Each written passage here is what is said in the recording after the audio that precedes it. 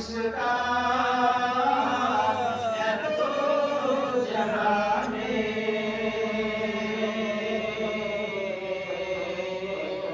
وہ میرے آقا کی روشنی ہے پنی اجالا جس کا ہے تو جہاں میں وہ میرے آقا کی روشنی ہے انہیں کے قدموں کی قدموں سے یہ زندگی آج زندگی ہے صلی اللہ علیہ یا رسول اللہ وسلم علیک یا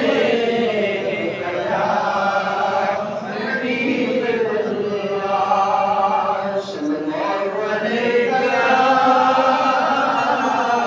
یا رسول اللہ وسلم علیک یا حبیب اللہ صلو علیہ السلام علیک یا رسول اللہ صلو علیہ السلام علیک یا نبی اللہ یا حبیب اللہ یا روح من نور اللہ وعلی آلک و اصحابک یا سیدی یا رسول اللہ صلی اللہ علیہ وسلم وقت کم ہے ورنہ کون شخص یہ چاہتا ہے کہ میں نعت رسول کو چھوڑ دوں اور بیٹھ جاؤں نعت رسول جتنا پڑھا جائے اتنا ایمان کے اندر اللہ تعالیٰ تازگی عطا فرماتا ہے حضرات خطبہ مسنونہ کے بعد ایک مشہور آیت مقدسہ کو تلاوت کرنے کا شرف حاصل کیا یا ایھا الذین آمنوا کتب علیکم الصیام کما کتب علی الذین من قبلکم لعلکم تتقون اے ایمان والو تم پر روزے فرض کیے گئے جس طرح کہ تم سے اگلوں کے اوپر یا پہلوں کے اوپر روزے فرض کیے گئے تھے تاکہ تم متقی اور پرہیزگار بن جاؤ تو اللہ تبارک و تعالیٰ کا لاکھ لاکھ شکر و احسان ہے کہ اس نے یہ مقدس مہینہ ہمیں عطا فرمایا اور اللہ تبارک و تعالیٰ نے یہ بڑی رحمت والا برکت والا عزت والا مغفرت والا یہ مہینہ ہے جو اللہ تبارک و تعالیٰ نے ہمیں عطا کیا ہے تو حضرات میں عرض کرتا چلوں ابھی آپ حضرات نے ہمارے امام حضرت مولانا ارشاد صاحب کی زبانی سنا کہ ایک مجوسی نے کس طرح رمضان کی قدر کی اور کس طرح اللہ رب العزت نے اس کو جنت عطا فرما دی کسی دیکھنے والے نے اس کو دیکھا سنا ابھی آپ جانتے ہیں رفیق اس لیے کر رہا ہوں تاکہ ہمارے ذہن کے اندر یہ بات بیٹھ جائے اور ہم مسلمان ہو کر کے بھی رمضان المبارک کا عزت اور اس کی قدر کر سکیں کسی نے دیکھا کہ تجھے تو مجوسی تھا تو مسلمان نہیں تھا نا تو آتش پرست انسان تھا تجھے جنت میں کیسے اللہ رب العزت نے جگہ دے دی تو اس نے کہا کہ بے شک میں مجوسی تھا بے شک میں آگ پرست تھا آگ کو پوجنے والا تھا آگ کی عبادت کرنے والا تھا لیکن رات رمضان کا احترام کیا رمضان کی قدر کی تو مرنے سے پہلے اللہ نے مجھے ایمان کی دولت سے سرفراز فرما دیا اللہ تبارک و تعالیٰ نے مجھے ایمان عطا فرما دیا اور میں ایمان کی حالت پر مر گیا اور اس کے بعد اللہ رب العزت نے جب میں ایمان کی حالت پر مرا رمضان کا احترام کیا تو اللہ نے مجھے جنت جیسا محل بھی عطا فرما دیا حضرات تو اس لیے ہم تو مسلمان ہیں اللہ رب العزت نے ہمیں اپنے محبوب کی امت میں پیدا کیا ہے لیکن حضرات افسوس جب اس بات کے اوپر ہوتا ہے کہ ہمارے نوجوان ہمارے کچھ ایسے ہم نے بزرگوں کو بھی دیکھا ہے نہ جب ہو سکتا ان کو کوئی پریشانی ہو لیکن حضرات کو جو اس مجوسی نے شرع آگ اپنے بیٹے کے منہ کے اوپر تماچا اور تھپڑ اس لیے رسید کیا تھا کہ تو نے مسلمانوں کے شہر میں کھڑا ہے تو مسلمانوں کی آبادی کے اندر کھڑا ہے تو مسلمانوں کے شہر اور دکانوں کے سامنے کھڑا ہو کر کے مسلمانوں کے مہینہ رمضان المبارک کی بے حرمتی کرتا ہے اس لیے اس نے شریعت اس کو تھپڑ مارا تھا ایک مجوسی انسان جب رمضان کی قدر کرتا ہے تو اللہ جنت عطا فرماتا ہے اور ہم مسلمان ہو کر کے اس محبوب کی امت ہو کر کے اور کھلے عام رمضان کی بے حرمتی کریں ہم کھلے عام بلو کو نیچے چھپ کر کے بیٹھ کر کے کھائے ہم کھلے عام ہو کر کے دریاؤں کے اوپر جا کر کے بیٹھ کر کے کھائے ہم کھلے عام ہو کر کے دکانوں کے آگے پردے ڈال دیں اور دکانوں میں بیٹھ کر کے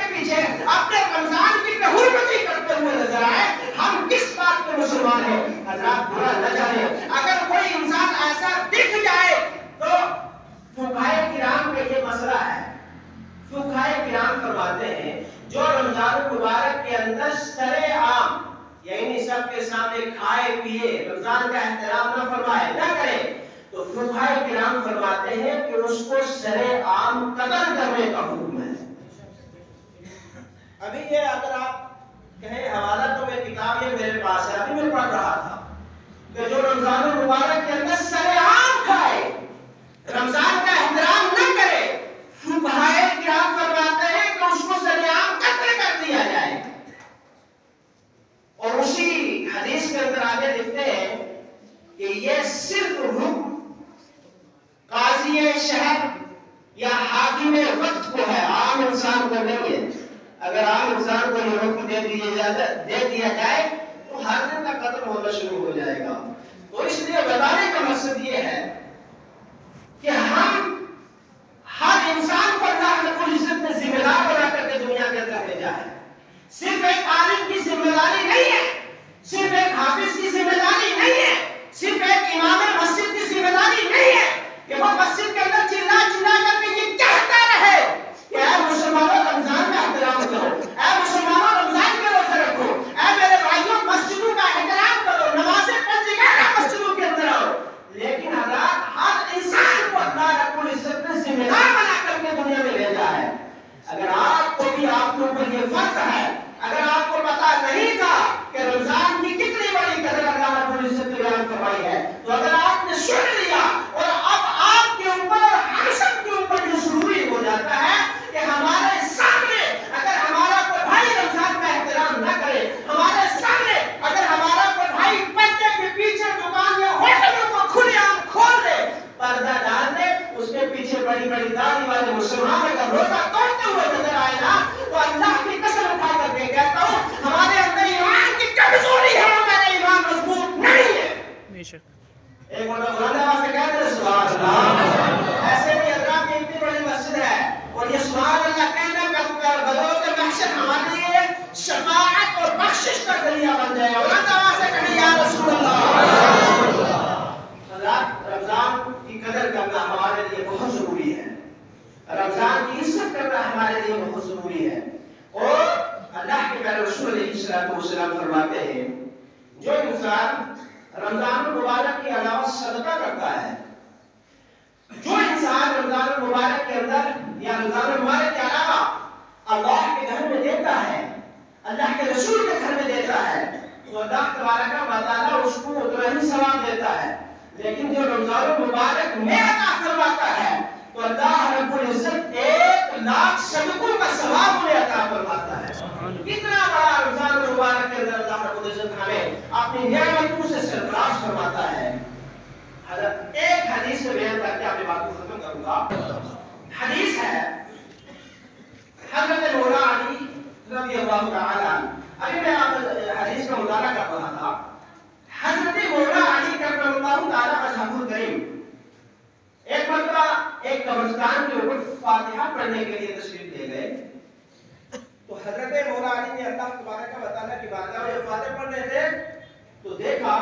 اور ایک قبر کو دیکھا بڑی تازہ تھی۔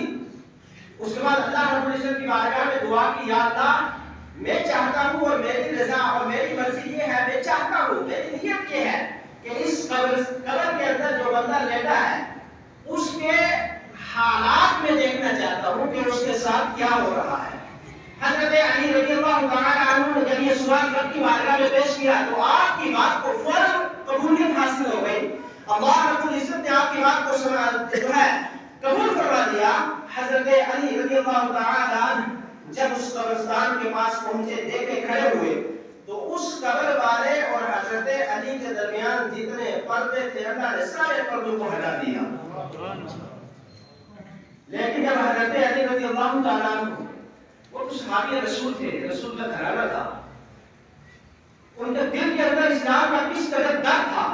یہ آپ اگر تواریخ کا مطالعہ کریں گے آپ کو پتہ چل جائے گا۔ حضرت علی رضی اللہ تعالیٰ عنہ کے سامنے جب پردے ہٹ گئے تو حضرت علی رضی اللہ تعالیٰ عنہ نے جب دیکھا کہ اس 2 گز زمین کے ٹکڑے کے اندر ایک مردہ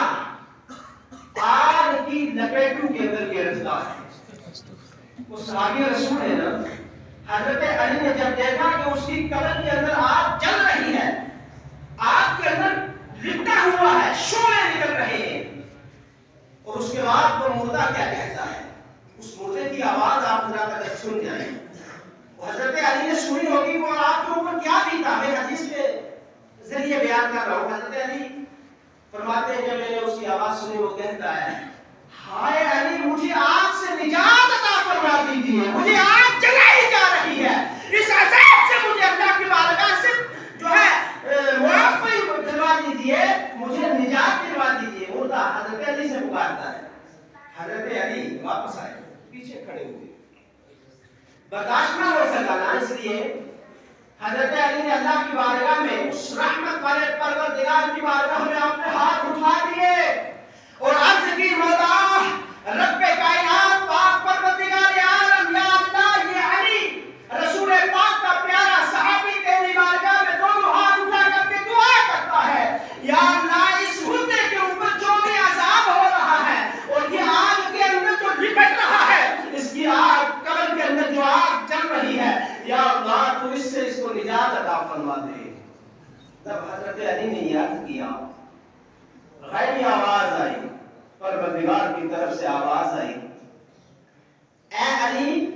اس مردے کی آپ سفارش نہیں فرمایا تو بہتر ہوگا۔ اللہ حضرت تھوڑی سی میرے توجہ کے ساتھ بات کریں، بس یہی بات آپ جا کے ختم کر رہا ہوں۔ حضرت علی کی آواز آئی کہ آپ سفارش نہ کریں تو اچھا ہے۔ حضرت علی رونے لگے، آنکھوں سے آنسو کا دریا نکل گیا، عرض کی مولا کیوں نہ ہو؟ تو اللہ تبارک و تعالیٰ کی طرف سے آواز آئی، اے علی اس مردے کی سفارش اس لیے نہ کی جائے،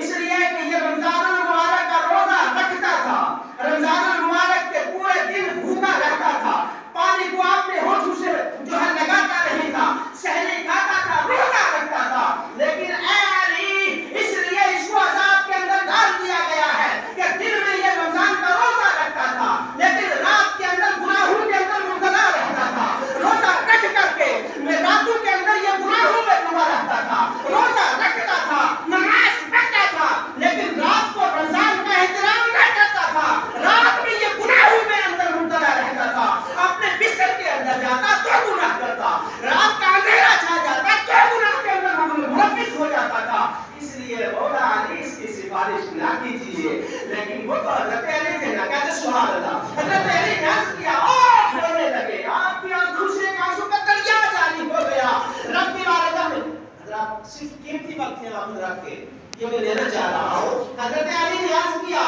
یا اللہ مجھے اس بندے کے سامنے اور اس مردے کے سامنے شرمندہ مت کر۔ سبحان اللہ، کہتے سبحان اللہ، اس بندے کی بخشش ہونی تھی، حضرت علی کا حاضر ہونا تھا۔ حضرت علی نے کہا مولا مجھے اس بندے کے سامنے شرمندہ مت کر، اس نے بڑی محنتوں سے مجھے پکارا ہے اور میرے سامنے نجات کا پروانہ حاصل کروانے کے لیے مدد کی اپیل کی ہے، اے اللہ اس کے لیے اس کے سامنے شرمندہ مت کر۔ اس کے بعد اللہ تبارک و تعالیٰ کا دریائے رحمت جوش میں آتا ہے، رب تعالیٰ کی بارگاہ سے آواز آتی ہے، اے علی اگر آپ کہتے ہو تو آپ کی آواز کو ہم نے قبول کر لیا ہے اور آپ کے کہنے کے مطابق ہم نے اس کے سارے گناہوں کو معاف کروا دیا۔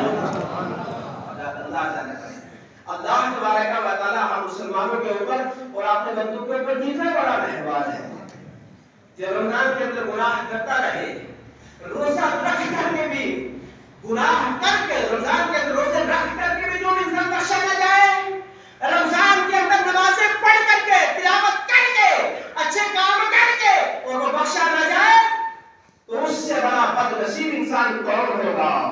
تو اس لیے ہمیں توبہ کریں، اللہ کی بارگاہ میں معافی مانگے کہ اللہ تعالیٰ اس رمضان المبارک کو اگر تو نے دیا ہے تو ہمیں راتوں دن اس کا احترام کرنے کے اللہ تعالیٰ توفیق عطا فرما۔